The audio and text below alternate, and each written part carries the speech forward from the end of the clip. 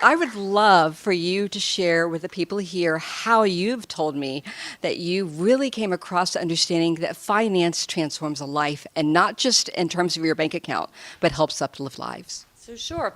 Hi, everybody. I'm Kelly Gushue. I am a financial coach. I teach women how to invest and manage their money.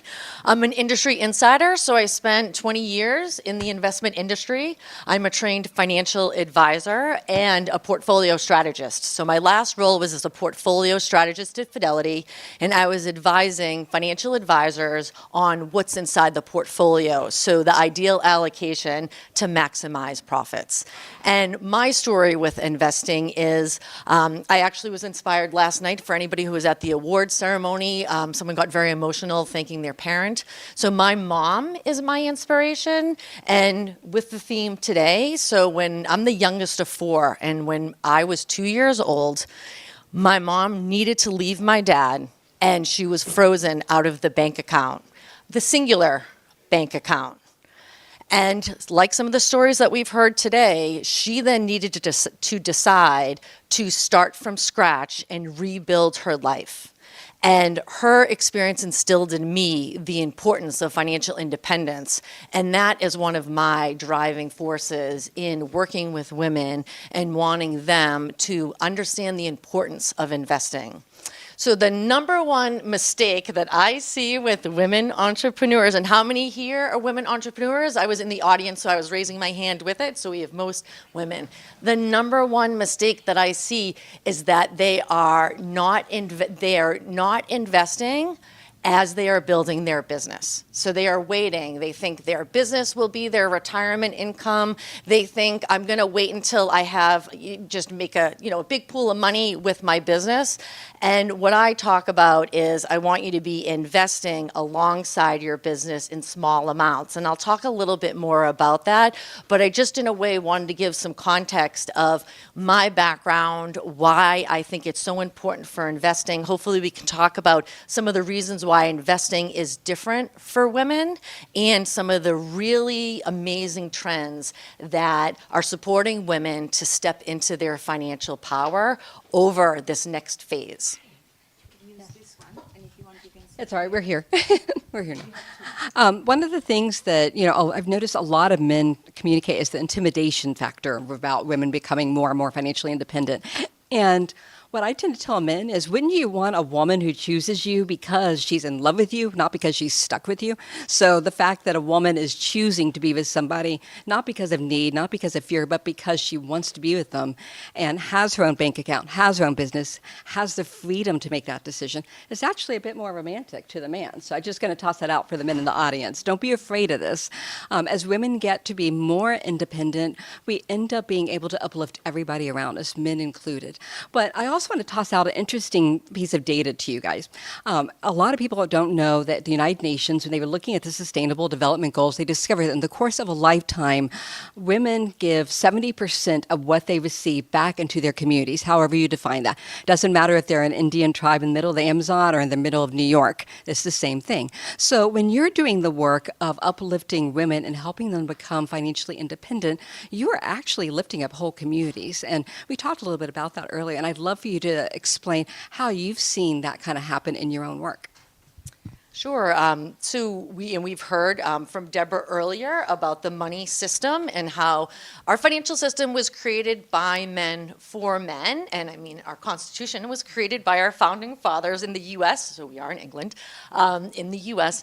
And it really is about women having a seat at the table and being part of the conversation. And so one of the reasons that I'm inspired to work with women is, I'm not sure if people are aware, by 2030, that's 5 years from now, women in the US will control 65% of investable assets.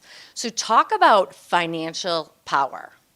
And you know that the new political regime is not really talking about that, right? So we're not hearing a lot about that. And sometimes when I talk, it's, are you on the sidelines or are you investing and are you part of that financial power? And one of the there are several reasons why investing is unique for women, and one of them is that women make 80 cents on the dollar, but their approach with money is different. So what I typically see, and coming from the industry and working with majority of male clients, is it's typically there's an account, and how much more can I make? How much more and how fast? Ladies who feel that way, that's fantastic too. Typically what I see more with women, and this is what we were talking about, Mary Ann, is a different approach and a more feminine approach, and that probably echoes more with what Deborah was talking about with kind of more of this femininity with the money system, is when I make more money, how does it improve my family? How does it improve the community? And typically with entrepreneurs, and this may resonate with you, that your business ideally is what the impact that you want to have. And so as you make more money, the idea is how much more impact can I have? So we see the difference between building an account and the idea of maybe building your business to have more impact. So when I talk with clients, the reason that I want them to make more money, to have more financial power, is so that they amplify their impact in the world. And so these two different approaches, ideally we just want women to be, to have a more active part of the conversation around money. So essentially, if you want to help uplift the world, empower more women to help lift it up. So when you take a look at that, because as we were talking about earlier, so many of the women here are leaders, are CEOs, are entrepreneurs. Some of them are very successful entrepreneurs and are already moving mountains. But for women that are just beginning this journey, how can they begin that? Because I understand you have 5 steps toward that. And so I'm going to talk about briefly talk about my experience. And so I told you about my background growing up. I started working at the age of 10. I had a paper route because I watched my mom struggle with 3 different jobs, and we just didn't really have much money. And so I worked hard, and I followed the successful path. I went to a top college, I earned my MBA, I got a high-paying finance job. I thought that I was following the successful blueprint. And it was after grad school that I realized that I was $120,000 in debt. And how is it that I followed this success blueprint and I had so much debt? And yes, I was working in the finance industry, and I was investing on behalf of client portfolios. And the mistake that I made is I wasn't investing for myself. I was so focused on repaying my debt, and that's why I say is we actually, as we're building our business, we want to be investing alongside. So when I was, as the achiever that I am, on a Sunday, when I was doing extra research for these client portfolios, it dawned on me, if I'm doing this for them, I need to start doing this for myself. And that was the turning point. So I started spending Sundays researching investment ideas for my small, growing portfolio. And this relates to one of the steps of it can be small amounts. And one of the investments that I made, the company either was going to go bankrupt or it was going to do well. And it ended up over a 2-year time period, because what I teach is small amounts, step-by-step investing, is over 2 years, a $1,000 investment turned into $50,000. And that was the down payment for my first condo, and then I built an investment portfolio from there. And so what I focus on when I teach women is the step-by-step investing. So I have this checklist, and I'm going to go through the steps, but I have a bit.ly.com wealth list. If you write that down, then you can get a download of my checklist. So easy to remember, bit.ly.com wealth list. So number 1 is a money mindset. Is money your priority? Just like if health is your priority or going to the gym is your priority, then that's in a way what you focus on. So if money is your priority, focus on that.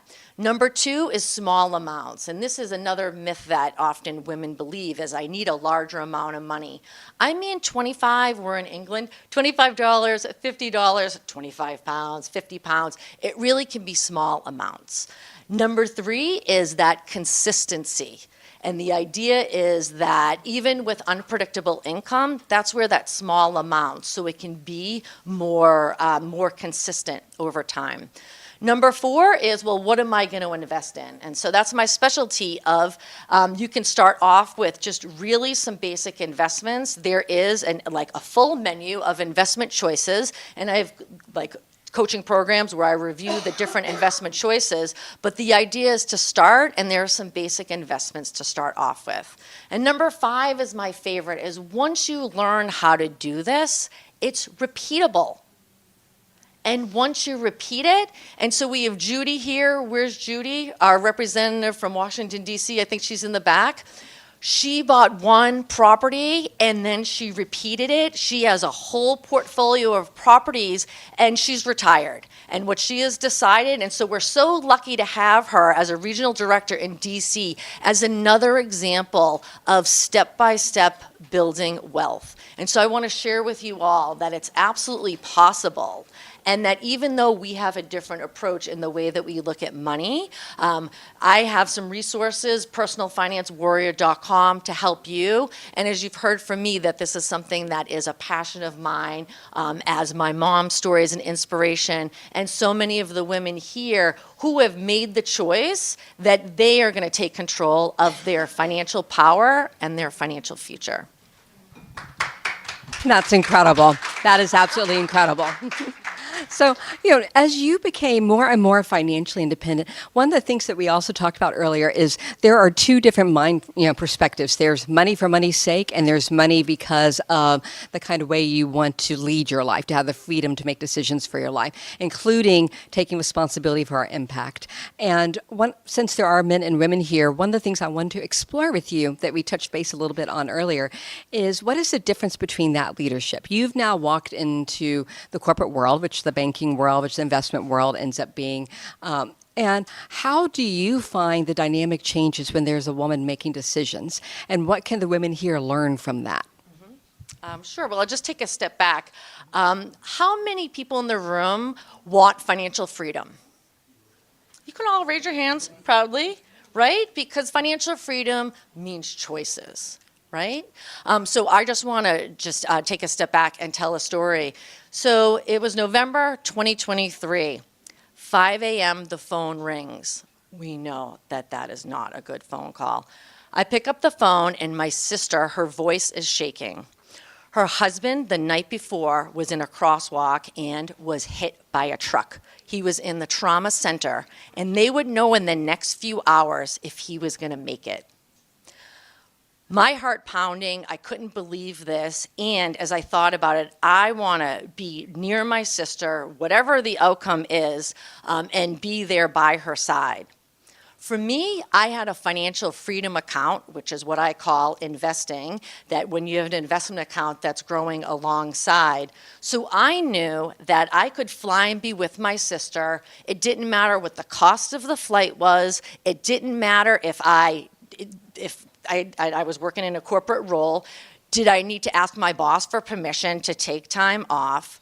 If I needed to leave my job because he was going to be in serious condition, I knew that I had this financial freedom account, and I could just be there to focus on, my family and their situation. The great news is Jeff made a miraculous recovery, and he's doing great. With my financial freedom account, though, I realized that I wanted to live closer to my sister and her husband. So last year, I moved to LA. That's actually why I'm in LA. And so I just wanted to share with people that financial freedom is usually one of the driving forces. And often we think it's our business that's going to help us create that financial freedom. It may be part of it, but it really is investing in assets that are going to grow and really that will like maximize that money. Hopefully your business, you will be able to have an exit with your business or be able to sell your business, but the investments that you grow alongside are really the several examples that I've seen, and even the examples in Global Women's Club of women who've created financial freedom. So I just in a way wanted to share some of the examples of how powerful this idea of financial freedom can be. And then if you want to ask your question, related to that, then I could answer. No, I understand. I think that that's a powerful example because if in a world, and I've heard so many situations like this, say your sister had not had financial freedom and her husband had died, what would she do? How would she be able to pay the bills and keep her family going? So I would actually say that one of the most responsible things for a woman, even if you were a stay-at-home mother or whatever choice you've made, is to have financial freedom. That's the responsible thing you can do for your family. And I think that doing the work that you do, you've met women who walk in so many different worlds, but financial freedom applies to all of them. I'd love for you to share another story of a woman who has encountered a situation where that made the difference in her life. Sure, and I have worked with women at different levels. So they might be in the early stage. They might have been neglecting this idea of investing alongside their business, or they may have a pool of money that they've just maybe been intimidated by the market, or just thought that I'm going to spend more time to learn about this. Where as a coach, you can hire somebody as a specialist to help you along the way. And what I would say is I'll give an example. Her name is Tanya, and with Tanya is she just in a way was so passionate and busy about her work as an entrepreneur that she just was neglecting just the investment process and had money in different accounts that was just disorganized. And many of us, we're just often too busy and our accounts are disorganized and we just kind of don't have a system to follow.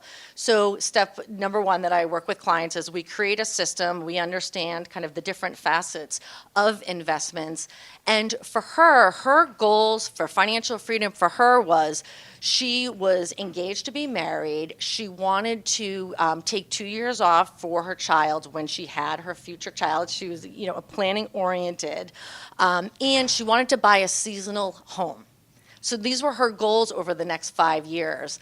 And so we were able to organize her accounts. And for her, small amounts, she was able to add $2,000 every month. And so for her, $24,000, and then investing that over time. So over a 5-year time period, that would be the amount for a down payment. That would be at least a subsidy for her to take time off for her child. So for her, financial freedom, it doesn't have to be I want to retire. It can be some of these key life events that are important for you that you want to be part of. So when I ask the question about financial freedom, it means something different to us all. And for Tanya, she now has a plan, and she now understands how much it's going to take for that down payment for the seasonal home and all of these important life events that she gets to be part of.